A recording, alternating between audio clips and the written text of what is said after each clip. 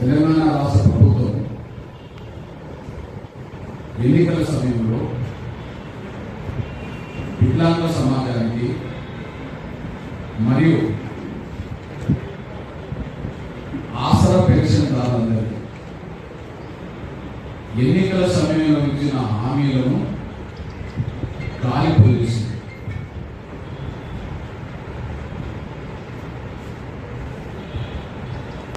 అదే సమయంలో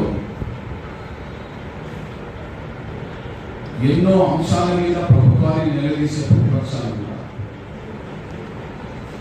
ఎన్నో అంశాలను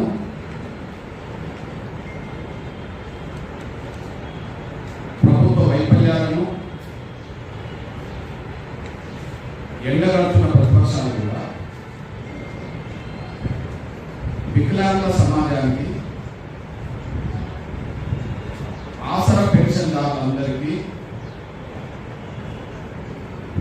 ప్రతిపక్షాలు కూడా తమ బాధ్యతలు నెరవేర్చడంలో ఇబ్బంది.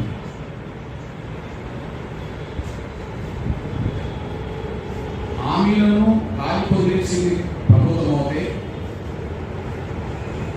హామీలను అమలు చేయమని అడగకుండా చాలా నిర్లక్ష్యంగా వివరిస్తున్నాయి ప్రతిపక్షాలనే విషయం సమాజ దృష్టికి తీసుకొస్తున్నాం.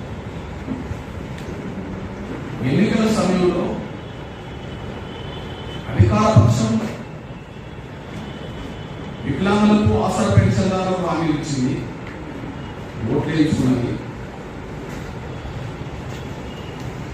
అన్ని రాజకీయ పక్షాల మేనిఫెస్టోలో కూడా వికలాంగుల ఆసరా పెన్షన్దారుల హామీలు ఉన్నాయి. హామీలు ఇచ్చిన ఈ పార్టీలు కూడా ప్రతిపక్ష పార్టీలు కూడా కనీసం ప్రభుత్వాన్ని నిలదీసే విషయంలో పూర్తిగా నిర్లక్ష్యాన్ని ప్రదర్శిస్తున్న సమయం.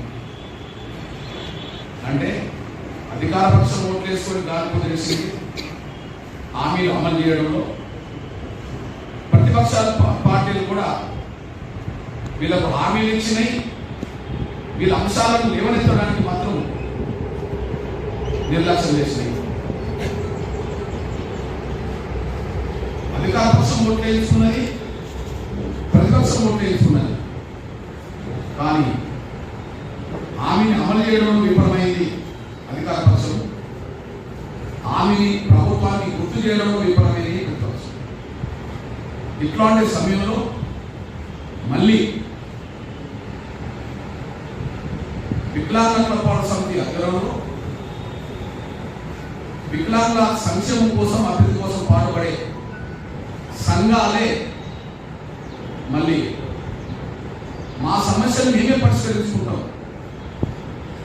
ప్రభుత్వం ఇచ్చిన హామీని అమలు చేయడంలో విఫలమైంది కనుక మా పక్షాన ప్రతిపక్ష పార్టీలు కూడా బాధ్యతతో వ్యవహరించలేదనే శబ్దం కనుక ఇక మా సమస్యలు ఏదో మేమే పరిష్కరించుకుంటాం, మేమే యుద్ధం చేస్తాం అన్నట్టుగా వికలాంగుల సమాజం ఇవాళ మళ్ళా ముందుకు వచ్చే పరిస్థితి కదా. అందుకు ప్రధానంగా ఈ ప్రభుత్వం దృష్టికి తీసుకొచ్చే 20 అంశాలు ఉన్నాయి.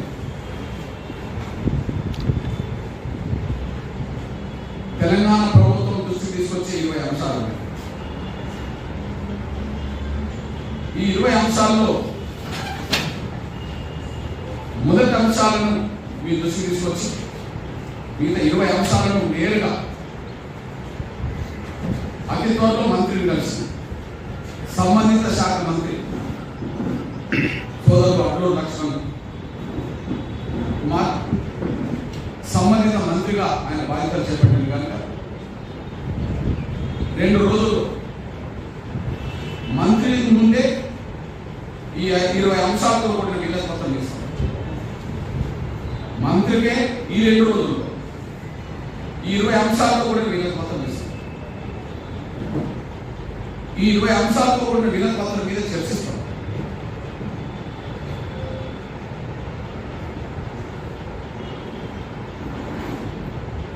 జూలై జూలై 1, 2, 3 తేదీల్లో ఈ అంశాల పరిష్కారం కావాలని కోరు. జూలై 1, 2, 3 తారీఖుల్లో ఈ అంశాల పరిష్కారం కావాలని కోరు. 20 అంశాలు పైన నోటీసులు తీసుకోవాలి. ప్రభుత్వం కనుక ఇప్పటివరకు కొనసాగించిన నిర్లక్ష్యాన్ని, వికలాంగుల ఇచ్చిన హామీలను అమలు చేయడంలో ఇప్పటి వరకు కొనసాగుతున్న నిర్లక్ష్యాన్ని జూలైలో కూడా కొనసాగిస్తే ఖచ్చితంగా రాష్ట్ర ప్రభుత్వం వికలాంగుల సమాజం నుంచి, వికలాంగుల సమాజ కుటుంబాల నుంచి, ఆసరా పెన్షన్దారుల సమాజం నుంచి, ఆసరా పెన్షన్దారులు అందుకుంటున్న కుటుంబాల నుంచి తీవ్రమైన ప్రతిఘటన ఖచ్చితంగా తెలంగాణ ప్రభుత్వం ఎదుర్కొంటుందనే విషయం ముందుగానే చెప్తున్నాం. తీవ్రమైన ప్రతిఘటన ఖచ్చితంగా తెలంగాణ ప్రభుత్వం ఎదుర్కొంటుంది. ఈ విషయాన్ని నా వికలాంగుల సమాజం పక్షాన వికలాంగుల కల్పన సమితి వ్యవస్థాపక అధ్యక్షుడిగా, మీడియా ముందు, సమాజం ముందు ప్రభుత్వానికి తెలియజేస్తున్నాను. మరి పెంచమన్న పెన్షన్ ఏమన్నా 1 రూపాయలు పెంచిందా? ఇచ్చినా ఎవరికైనా అమలు జరిగిందా? 100% మోసం ఇక్కడ జరిగింది కదా. 100% మోసం జరిగిన మీదతో మీరు కూడా ఓట్లు వేయించుకున్నాం కదా. అధికార పక్షం హామీ ఇచ్చి మోసం చేస్తుంది. ప్రతిపక్ష పార్టీలు ప్రభుత్వ మోసాన్ని వీళ్ళ విషయంలో ఎండగడతారు, చాలా విషయాలు ఎండగడతారు. అంటే అధికార పక్షం గాలి వదిలేసింది, ప్రతిపక్ష పార్టీలు కూడా నిలదీయడంలో నిర్లక్ష్యమవుతున్నాయి. ఏది ఏమైనా ఇవాళ 28వ తారీఖు గుర్తు చేస్తున్నాం. 29, 30 తారీఖులో సంబంధిత మంత్రిని వికలాంగుల కల్పన సమితి ఆధ్వర్యంలో, అదే సమయంలో నా వికలాంగుల సంఘాలు, వికలాంగుల కోసం కష్టపడుతున్న సంఘాల ఆధ్వర్యంలో మంత్రి గారిని రేపు లేదా ఎల్లుండి వరకే అపాయింట్మెంట్ తీసుకొని కలిసి త్వరగా ఈ సమస్య పరిష్కరించమని కోరుతాం. ఆ విషయంలో మొదటి వారంలో, మొదటి 3 రోజుల్లోనే సమస్య పరిష్కారం కావాలి. మొదటి వారంలో, మొదటి 3 రోజులే సమస్య పరిష్కారం కావాలి. 1, 2 తారీఖుల్లో, 3 తారీఖుల్లో పెన్షన్లతో పాటు ఈ 20 అంశాలకు సంబంధించిన పరిష్కారం జరిగే విధంగా ప్రభుత్వం ముందుకు రావాలని మేము కోరుతాం. అయినా ఇంతకు ముందు 18 నెలలుగా మేము నిర్లక్ష్యం చేసుకుంటూ వచ్చాము.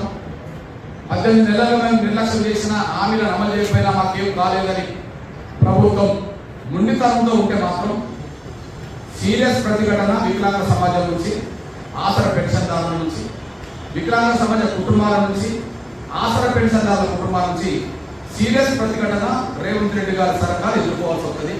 ఆ విషయంలో ఎంఆర్ఎస్, ఆ విషయంలో నా వికలాంగ సమాజానికి, నా ఆసరా పెన్షన్దారుల సమాజానికి, వాళ్ళ కుటుంబాలకి ఎంఆర్ఎస్ తోడుగా, నీడగా, అండగుండి అవసరం ఉంటే యుద్ధాన్ని ముందుకు నడుపుతుంది అనే విషయం కూడా నిర్దేశిస్తున్నాను.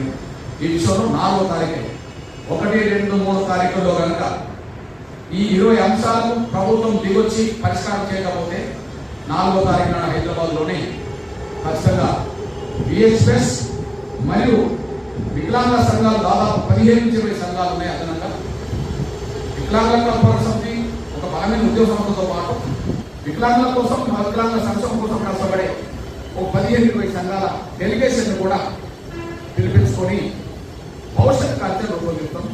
4వ తారీఖు నాడు భవిష్యత్ కార్యక్రమం రూపొందిస్తాం. 5వ తారీఖు నాడు ప్రకటన చేస్తాం.